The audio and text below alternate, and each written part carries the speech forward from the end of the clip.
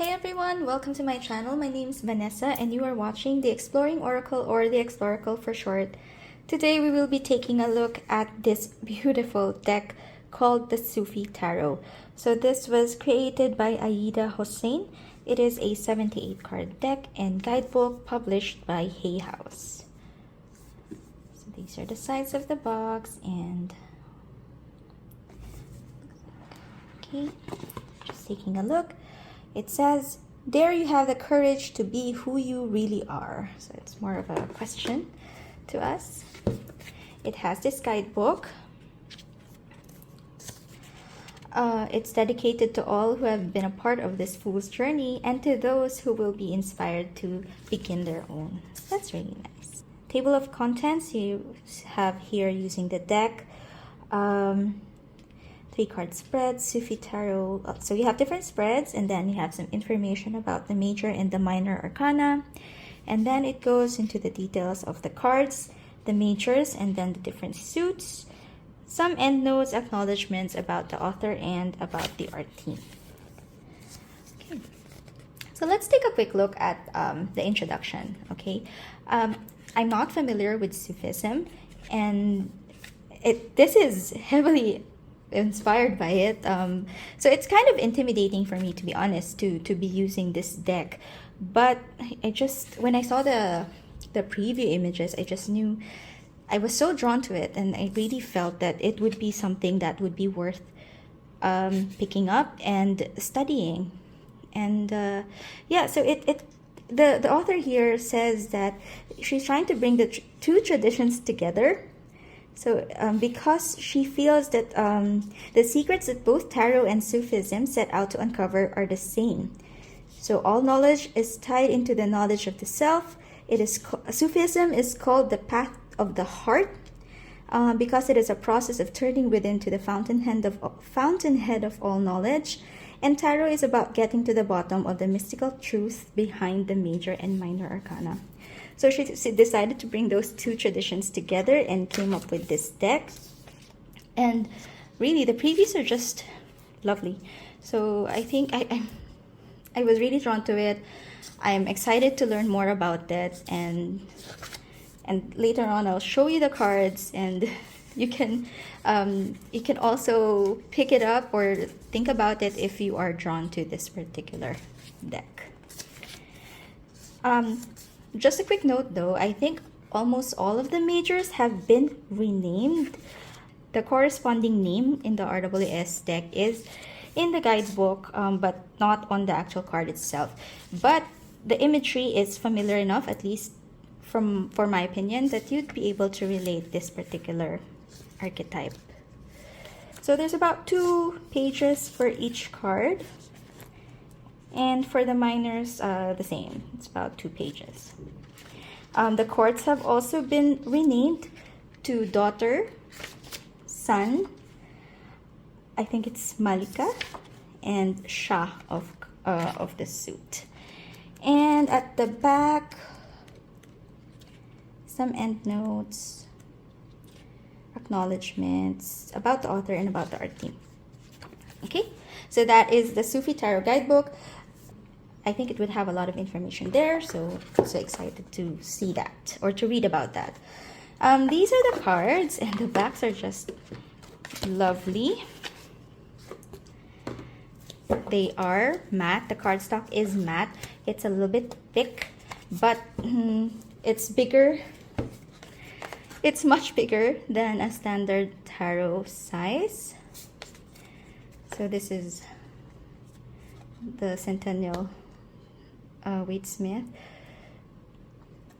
It's almost oracle size, and with the number of cards here, I'm already worried that I won't be able to shuffle it the way that I usually do, which is to riffle shuffle the deck. And yeah, the card backs are beautiful. They are reversible. As I mentioned, the cardstock it's like the thicker, well, no, not thicker, but it's like the newer cardstock that Hay House is rolling out, and I'm not really a fan. I think I kind of prefer their older cardstock. Yeah, but yeah, let's take a closer look at the art on these cards, because already I'm gonna, it's just beautiful. All right, so let's take a closer look at the cards. They are borderless, really beautiful artwork. The names of the major arcana have been renamed. I am not going to attempt to read these because I'm sure to mispronounce them. They are numbered, so it would be easier to get the corresponding entry from the guidebook. And if you know, or if you memorize your major arcanas, then you would remember which card is for which. Like 8 is for strength, but the imagery itself is also enough to kind of remind you of that. This would be the Hermit, the Wheel of Fortune, Justice, and the Hangman. So yeah, even though it's not written here or it's been renamed, I think that you can you'll be reminded because of the imagery. It's familiar enough. And wow, the Tower. It's really lovely. I find it beautiful, and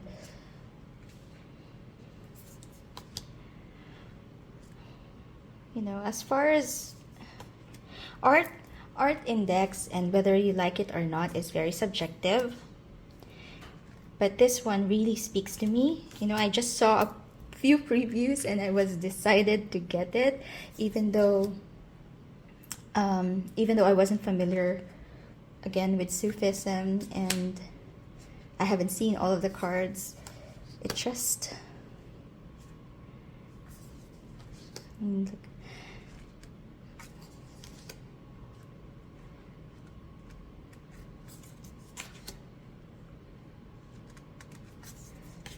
I also like that it's matte and borderless.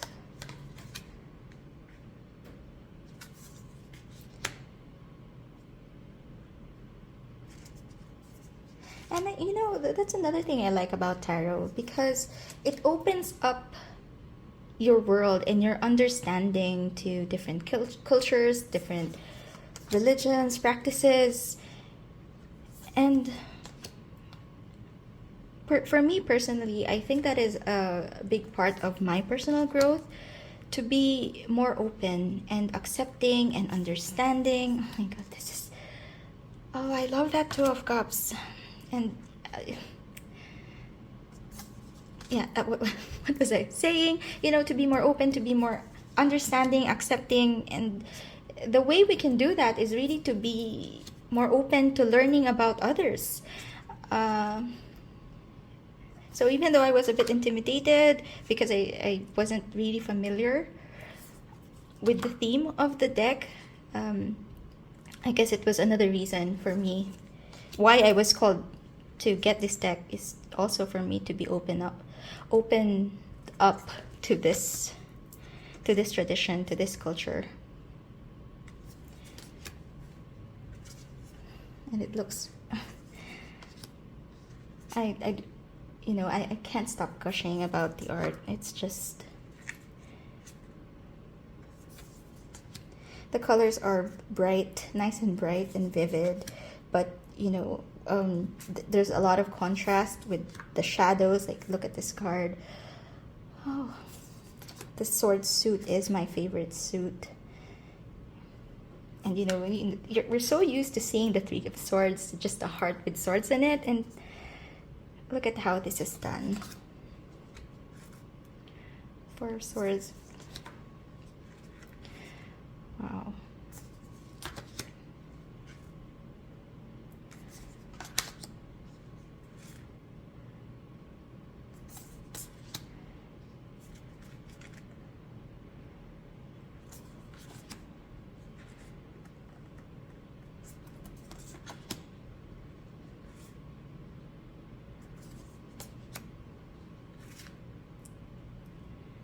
It's really pretty.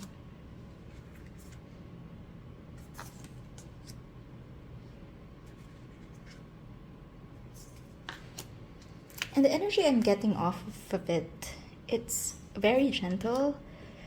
It's like inviting me into this world, to get to know this world, but it's not it's not forcing me to.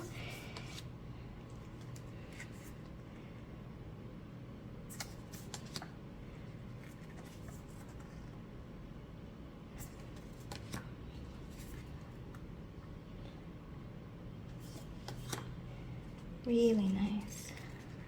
Wow.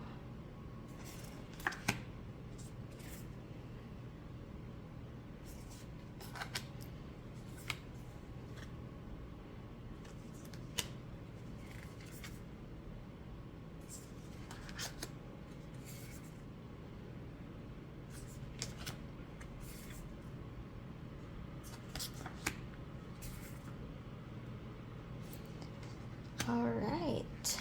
Okay, so let's zoom out and try to shuffle this deck. All right. So these are large cards. Let's see if we can shuffle them. So if I can get my hands around them, I can. I can shuffle it. So probably what I'm gonna do, what I am going to do is try and divide it into smaller piles so that I can shuffle them, better. The cardstock is a bit thick and still stiff because it is new, but yeah, it's challenging, as you can see. Let's see if I can try and shuffle. No, I can't. If I can try and shuffle it this way. Yeah, I still have to divide it, but it seems to be more doable if I shuffle the corners. Okay, side shuffling. Yes, it can be done. Have to get used to it. Might be easier to do it that way for me. Overhand is also good. Okay, so yeah, I think just need some getting used to, but not the perfect shuffling experience, but doable. And let's see and read for the Son of Coins. So the Son of Coins would most likely be the same as the Knight of Pentacles in a traditional tarot deck. The upright keywords say patient, practical, consistent, perseverance, commitment to work, accomplishment of duties. And the reverse meaning or keywords would be stubbornness, slow to progress, perfectionism, complacency, stuck in routine, and inability to see the larger picture. Then you have a more detailed description. It says, whether or not he lives in agriculture, the Son of Coins is a true son of the soil, connected to the energy of earth and embodying the qualities of that element in its most fundamental form. He is grounded, patient, practical, and hardworking. Not interested in the flashy or the frivolous, he is concentrated on the task in front of him, methodically going through the steps needed to complete it successfully. We see him in our card surrounded by the golden fields of wheat he has worked hard to cultivate. His joy comes from being close to nature, within and without, and he is comforted by the famous maxim from the ancient alchemical text of Turba Philosophorum, originally translated from Arabic, nature rejoices in nature.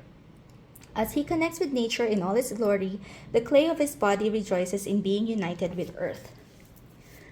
When this card appears for you, you are being reminded of the importance of adapting to nature and its rhythmic cycles instead of struggling against them. Connection with nature requires surrendering our own rigid expectations. Are you able to do that? The Sufis talk about the awakened heart, or, so it says here, the Sahib Edel, I hope I'm pronouncing that and reading that correctly, or mastermind, as a means of transcending an overly dense earthly existence. What do you need to do to connect with the Sahib Eddel within? The awakened heart within. So contemplations, do I get so caught up in details that I lose sight of the larger picture? And how do I balance having dreams and being practical? And you also have an affirmation here. I approach my work with an open heart. So I think this deck is beautiful. The card size,